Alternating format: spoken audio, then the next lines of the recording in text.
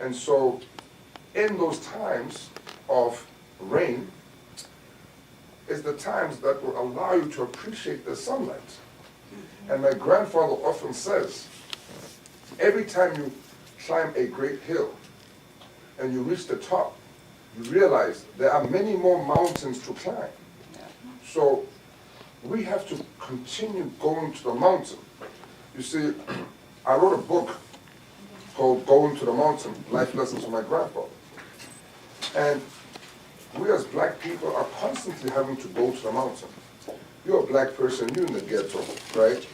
You have to find time to study, right? Because in the ghetto there's social ills, right? There's drug dealers, maybe there's domestic violence. There's all kinds of challenges that you have to face. You have to study to get into the good university. You get into the good university, how are you going to pay for that university? You finish that university, now you must go find a job where you're going to compete against your white counterparts who are far more privileged than yourself, right? And so each and every time in our stage of our lives as black people, we have to constantly go to the mountain. And so it's really just to encourage our brothers and sisters to know that there is no challenge that you are not going to be able to overcome. Awesome. Thank you for that. That was amazing. Round of applause for that. So I want to ask one of my council members, Chose, could you just reflect with all that he just said, could you just reflect on a challenge or something that you overcame, you know, as a young man and how it relates to what he just said in your own experiences? For sure. And I also do want to know, you know, a time you went to the mountain after I answer. But for me, it was an injury. And, you know, I played sports for a long part of my life. And, you know, having a knee surgery really, I guess, made me, like, really step back and look at myself. And I guess figure out who I really am outside of sports. So I guess that's one of the biggest times where I guess I had to go up the mountain and, you know, get over, you know, my injury and go through rehab and, you know, kind of re-identify myself and see who I truly am. But I do want to know a time that, you know, you underwent, you know, a challenge or like a hurdle in your life where you felt like, you know, the world was falling down on you at some point and you overcame that. Well, you know, after a leader passes away in any family, not just my family, any family, you know, family members, you know, they scatter. You know, they become like headless chickens. They're scrambling. Who's the next person to take the spotlight? Who wants to be seen in the spotlight? And so, you know, our family went through that, and they tried to, what's the word? Even though my grandfather had put it in the will, that this house should be a family house, and these are the 3 grandchildren, me and my 2 younger brothers, who should be the custodians of this, they still tried to take that away from me. And of course, that was a very difficult time. And you ask yourself, so all this time, you've been pretending as though you are my aunt, you are a mother, and yet I realized that this was fake. And so you realize at that time you are alone. You know, nobody's in your corner. Everybody's scrambling again. And you just have to make an exercise, you know. What are the things that are in your control? What are the things that are out of your control? We cannot control other people, but I can control, you know, the state of my house, physical state of my house, you know. I can save money, I can get investments, you know, there are many other things that you can actually control. So focus on the things that you can actually control and leave the rest, you know. There's that saying, God give me the serenity to change the things I can. God give me the courage. No, God give me the serenity to accept the things. Do you guys know the serenity mantra? The serenity prayer. The serenity prayer. Yes. God give me the courage to change the things I can and the wisdom To know the difference. So that's, you know, I go back to that when I find myself stuck. And just remember to focus on the things that you can control. I love that you mentioned about your back, you know, who's in your corner. I feel like you always know who's there for you at times when your back is against the wall. So you kind of figure that things out, you know. Things has to happen for you to know, you know, who has your best interest at heart. Unfortunately, right? But hey, it needs to happen. So Wilson, how are you? I'm doing good. How do you feel? A little nervous. What are your thoughts?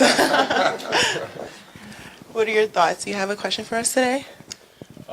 So I do have a question. So it more pertains to you building community and unity within Africa and more or less everyone else. It was through what sort of situations or issues you had to overcome while overcoming this mission of yours.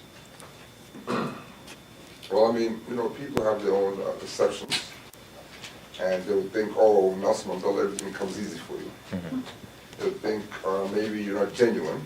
Are you trying to be like your grandfather? People would even ask me, is that your real voice? Are you trying to sound like your grandfather? And I'm like, don't you think maybe if I drank alcohol at night, and maybe I would have forgotten, to keep up this voice. And it's just like some of the things are so ridiculous. But at the end of the day, I just let your work speak for itself. There's nothing that you have to prove. It's only the person that you're looking at the mirror that you have to prove to. Nobody else,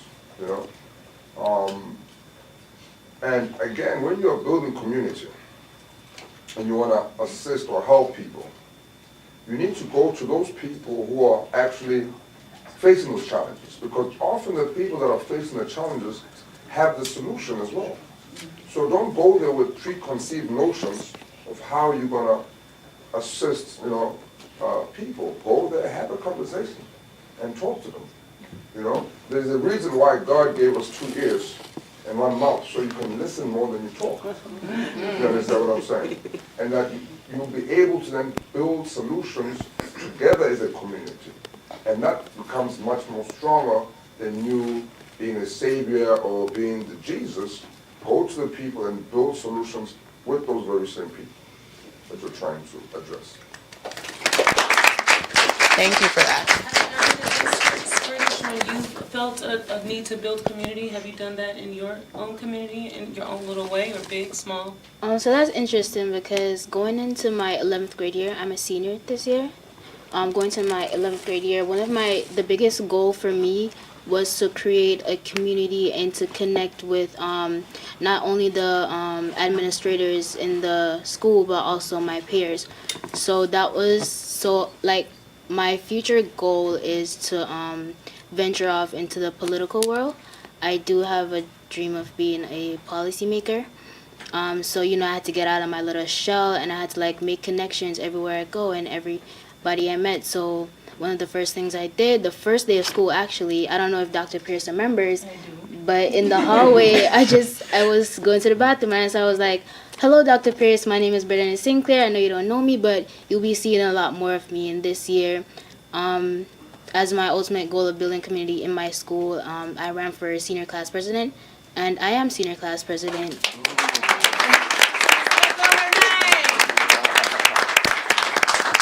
So that's just a big thing for me in my journey, is to build community and being senior class president. Community is a thing that I've been building with my peers. I've been bringing my peers to do some of the things that I've done.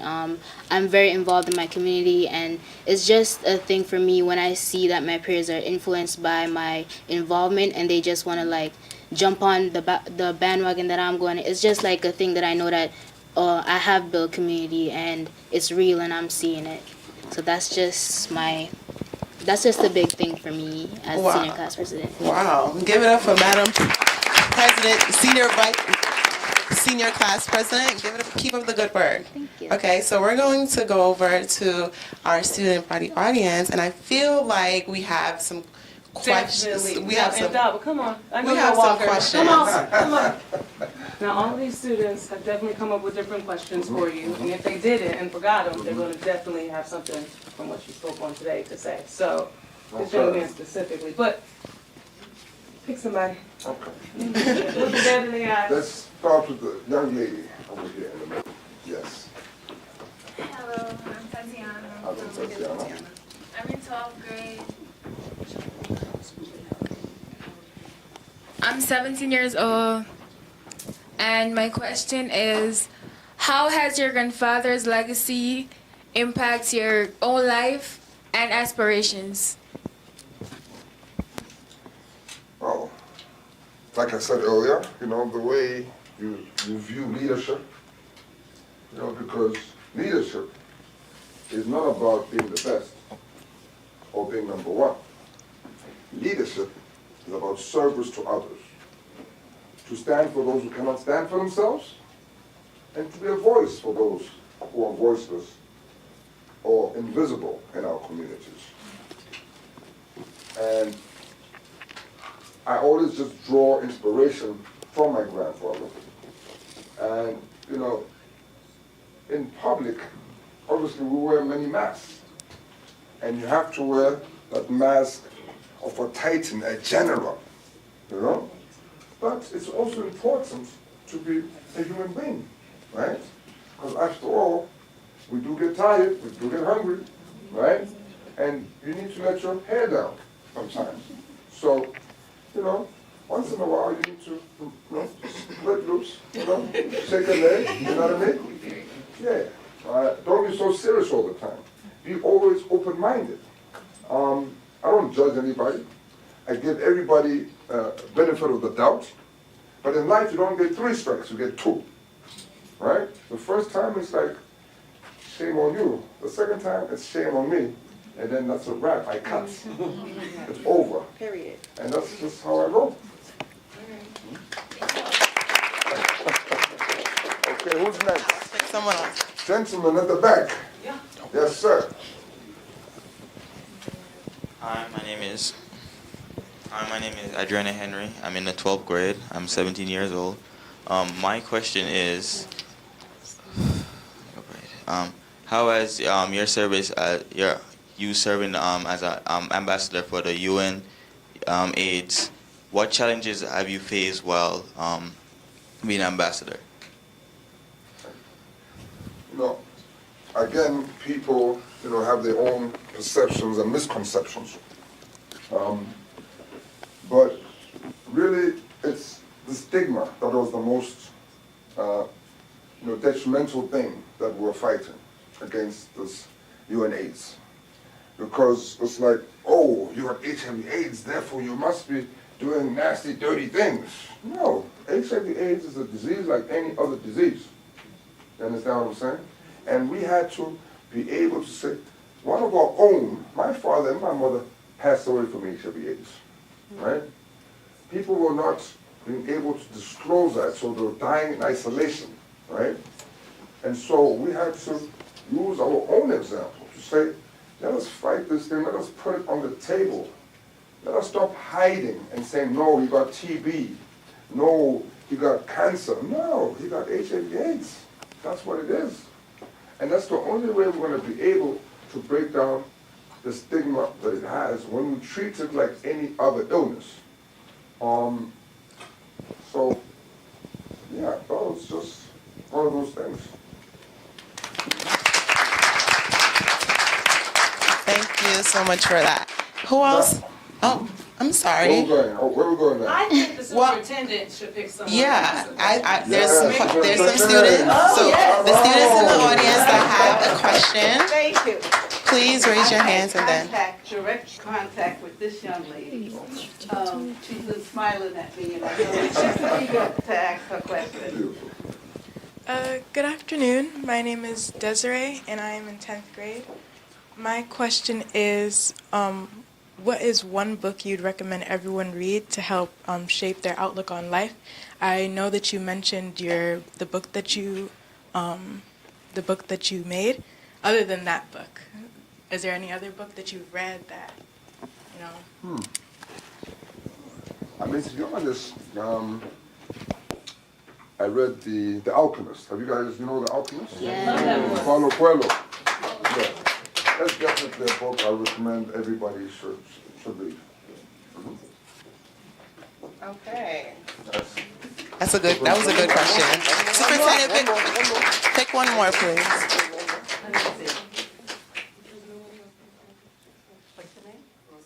You have a question? Hi. Good afternoon. My name is Prosper. I'm in grade 11, and I'm from Nigeria. Oh, nice. Okay. So, as we are from Africa, you understand the pressure we go through as children to live up to some stating expectations that our parents have for us. So, my question is, do you have any advice to children like me out there that always feel this pressure? I mean, the pressure will always be there, which is a good thing to drivers. It's important to have a mentor, somebody who believes in you, somebody who obviously will always support you no matter what, and somebody that you can learn from, somebody who's been there, someone that you aspire to becoming like or walking the same path. A mentor is a very important thing to have. Does everybody here have a mentor? Yes. You all do have a mentor. That's a great thing. You're on the right track, guys. You're on the right track. Okay, so I'm going to pick a round of applause for that. That's awesome. Everyone has a mentor? Y'all do? If you need one, I got you.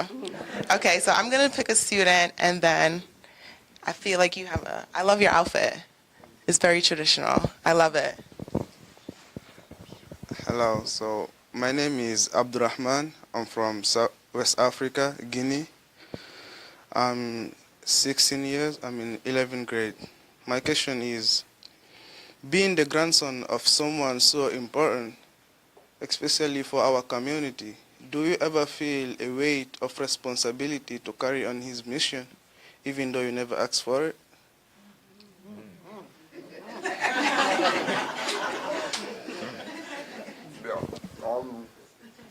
I can never truly answer that question because I grew up with him. So I was under his tutelage. But had I grown up under my father's tutelage or somebody else, I think I'd be in a better position to answer that question. Because automatically, growing up with him and him instilling everything in you, that has been a very difficult question to actually answer, because I don't know, to be honest with you. I don't know. That's how I grew up. He was there hard, and he didn't play. So and he was a very, very disciplined man. And he wouldn't take, less than what is expected. So I cannot truly answer that question. It was a good question. Yeah, very good question. Okay. I feel like all of the questions that were asked was very amazing and very, in-depth questions. Thank you. And thank you, Council. Do you have any, final takeaways that you want us to, to take away from? So the last thing I will say is that I encourage every single one of you to dream big. Mm. And when I say dream big, I mean, if your dreams don't scare you, you are not dreaming big enough.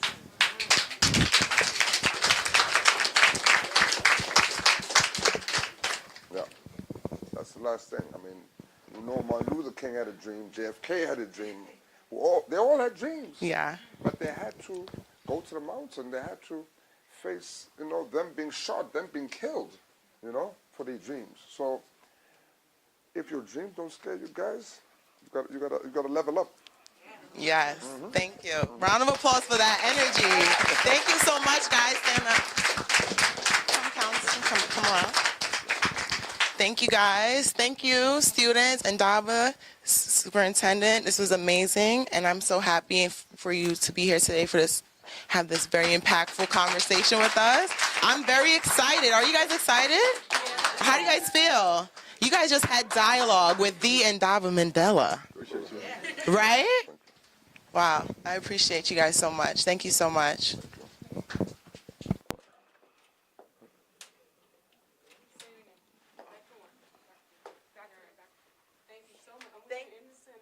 Sorry. Here. Thank you so much for being here and having this dialogue with our students, Superintendent. It's a pleasure to have you here with us. And you guys, without you all, this would not be possible. And thanks for this impactful conversation today. All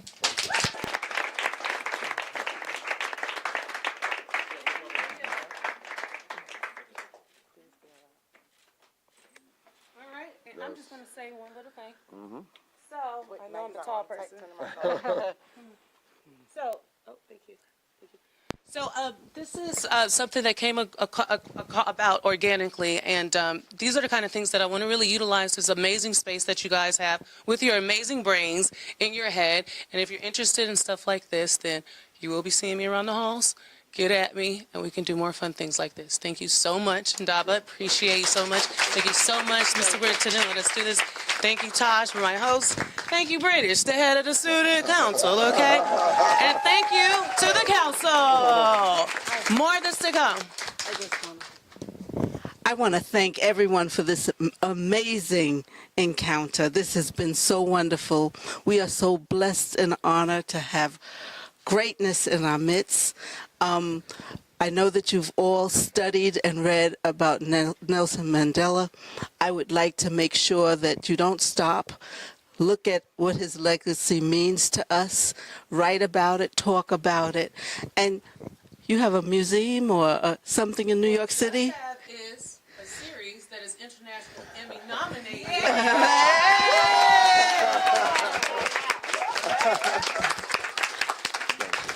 So if there's anything that our students could be invited to, you would like to go, right? So on any invitation, please let us know. Thank you so very much. Thank you so much.